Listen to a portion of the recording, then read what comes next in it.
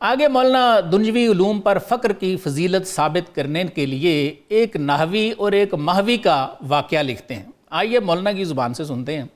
مولانا لکھتے ہیں یکے نحوی بکشتی در نشست، فرماتے ہیں ایک نحوی کشتی میں سوار ہوا، رو بکشتی بان نہاد خود پرست، فرماتے ہیں اس خود پرست نے کشتی بان کی طرف یا ملا کی طرف رخ کیا۔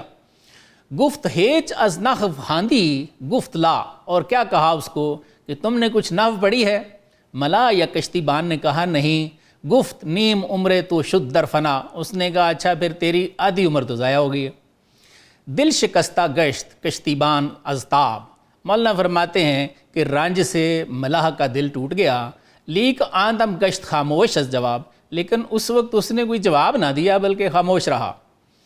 بعد کشتی را بگرداب فگن، مولانا فرماتے ہیں اتنے میں ہوا نے کشتی کو بھنور میں ڈال دیا۔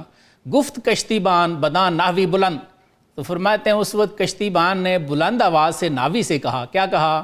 ہیچ دانی آشنا کردن بگو، اس نے کہا بھئی تیراکی آتی ہے؟ گفت نئے ازمن تو سباہی مجھو، ناوی نے کہا نہیں مجھ سے تیراکی کی توقع نہ رکھنا، کوئی نہیں آتی۔ گفت کل عمرت اے نحوی فناست، ملا نے کہا نحوی صاحب آپ کی ساری عمر پھر ضائع ہو گئی ہے۔ زاں کہ کشتی غرق اندر گرداب ہاست، اس لیے کہ کشتی بھنوروں میں آ چکی ہے۔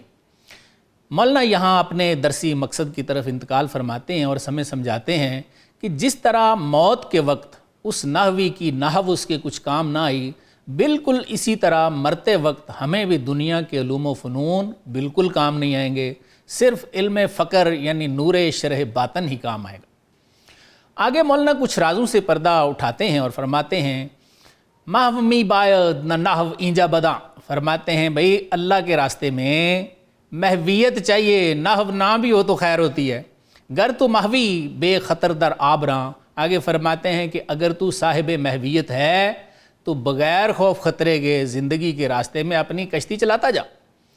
آگے لکھتے ہیں آب دریا مردہ را برسر نہد، فرماتے ہیں کہ دریا کا پانی مردے کو اپنے سر پہ اٹھا لیتا ہے، تیر جاتا ہے نا مردہ۔ ور بود زندہ ز دریا قید رہد، فرماتے ہیں اگر زندہ ہو تو پھر دیکھتے ہیں کہ دریا سے کیسے رہائی پاتا ہے، دریا نے ضرور ڈبو دینا ہے اس کو۔ آگے کیا ہی اعلیٰ مثال دی ہے اور کیا ہی راز ہے۔ مولانا لکھتے ہیں چوں بے مردی تو از اوصاف بشر، فرماتے ہیں اگر تیرے اوصاف بشریہ بھی فنا ہو جائیں، بحر اسرارت نہد بر فرق سر، تو مولانا فرماتے ہیں کہ اسرار کا سمندر تجھے اپنی سر کی مانگ پہ بٹھا لے گا، یعنی تجھے بھی اٹھا لے گا وہ، تو صاحب اسرار ہو جائے گا، تو صاحب الہام ہو جائے گا، تو صاحب راز ہو جائے گا۔ اوصاف بشریہ کے مرنے کو صوفیہ فنا کہتے ہیں، یہ ہم پہلے بھی بتا چکے ہیں۔ آپ کی یاد دہانی کے لیے حضرت شمس تبریز رحمۃ اللہ علیہ کا کلام دوبارہ سنا دیتا ہوں۔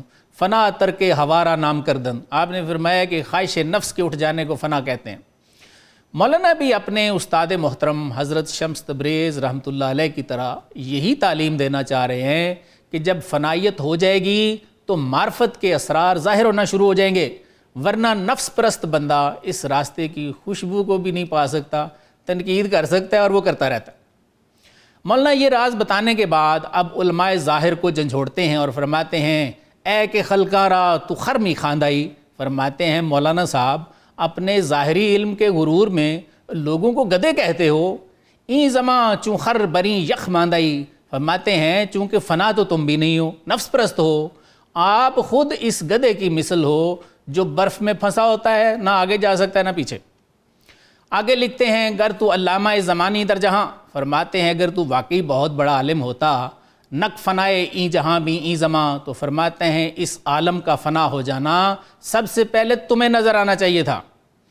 یعنی مولانا فرمانا یہ چاہ رہے ہیں کہ علماء ظاہر لوگوں کو تو گدھے سمجھتے ہیں، لیکن ان کا اپنا حال بھی اس نحوی والا ہی ہے، یہ بھی صرف نحوی سیکھ کے بیٹھے ہوئے ہیں، نہ ان کے پاس مومن کی فراست ہے اور نہ ہی یہ محویت اور بے خودی کو جانتے ہیں۔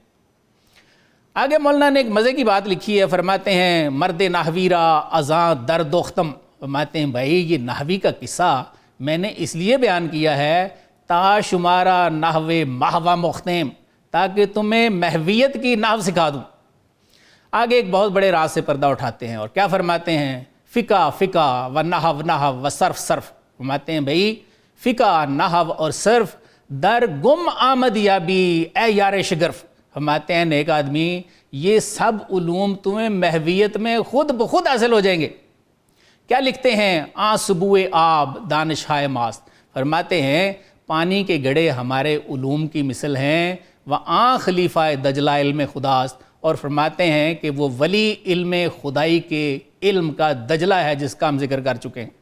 آگے لکھتے ہیں ما صبوہا پر بدجلہ می بریم، فرماتے ہیں ہم اپنے گڑھے بھر کے دجلہ کے مقابلے میں لے جاتے ہیں، گرن خردانیم خدرا ما خریم، فرماتے ہیں اگر ہم اپنی اس حرکت پہ اپنے آپ کو گدھا نہ سمجھیں تو فرماتے ہیں پھر اصلی گدھے ہیں۔ آخری شعر ہے صبوئے تنگ پر ناموس و ننگ، فرماتے ہیں کہ ہمارے علم کے چھوٹے چھوٹے گھڑے، ظاہری علم کے گھڑے شرم اور ذلت سے بھرے ہوئے ہیں، شدھ حجاب بحر برزن آمب سنگ، فرماتے ہیں یہ معرفت کے سمندر کا حجاب ہیں، ان کو پتھر پر مار کے توڑ دے۔ مولانا نے ان اشعار میں ہمیں متعدد اسباق دیے ہیں۔ پہلا سبق تو وہی تھا کہ دنیوی علوم بوقت موت کچھ کام نہیں آئیں گے، ہاں اس دنیا میں اگر کسی کو شرح صدر نصیب ہو گئی ہے تو یہ اس دن اس کی کامیابی کی دلیل ہوگی۔ دوسرا سبق حضرت نے دیا کہ اگر زندگی میں آپ کو محویت حاصل ہو گئی ہے، بے خودی مل گئی ہے، تو سمجھو آپ کامیاب ہو گئے ہو، خوش ہو جاؤ اور بحر زندگانی میں اپنی کشتی خوشی سے چلاتے رہو۔ جیسے حضرت سلطان باہو رحمۃ اللہ علیہ کا ایک مصرع میں آپ کو سنا دیتا ہوں۔ آپ نے فرمایا نا کہ میں شہباز کراں پرواز تے وچ دریا کرم دے ہوں۔ تیسرا سبق جو مولانا نے ہمیں دیا ہے وہ یہ ہے کہ اگر ہم ہوائے نفسانی پر قابو پا لیں تو اسرار کا سمندر ہمیں اوپر اٹھا لیتا ہے، یعنی ہمیں معرفت کے اسرار نصیب ہو جاتے ہیں۔ اس راستے میں نفس ہی سب سے بڑی رکاوٹ ہے، اور یہ وہی پرانی تعلیم ہے اور قرآن کا مضمون ہے قد افلح من تزکا، کہ فلاح پا گیا وہ جس نے اپنے آپ کو پاک کر لیا۔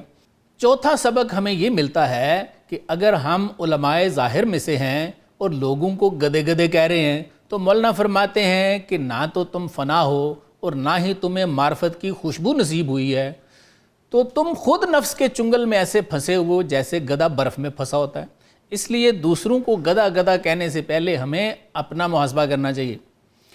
پانچواں سبق جو حضرت نے دیا ہے وہ یہ ہے کہ ہمیں فقہ، صرف اور نحو جیسے علوم فنائیت میں چونگے میں مل جاتے ہیں۔ اس سے مراد یہ ہے کہ اللہ تعالیٰ ہر علم کا ماخذ ہیں، علیم ہیں، خبیر ہیں۔ جب آپ صاحب الہام ہو جائیں گے تو اللہ تعالیٰ آپ کی ہر جگہ پہ رہنمائی فرمائیں گے۔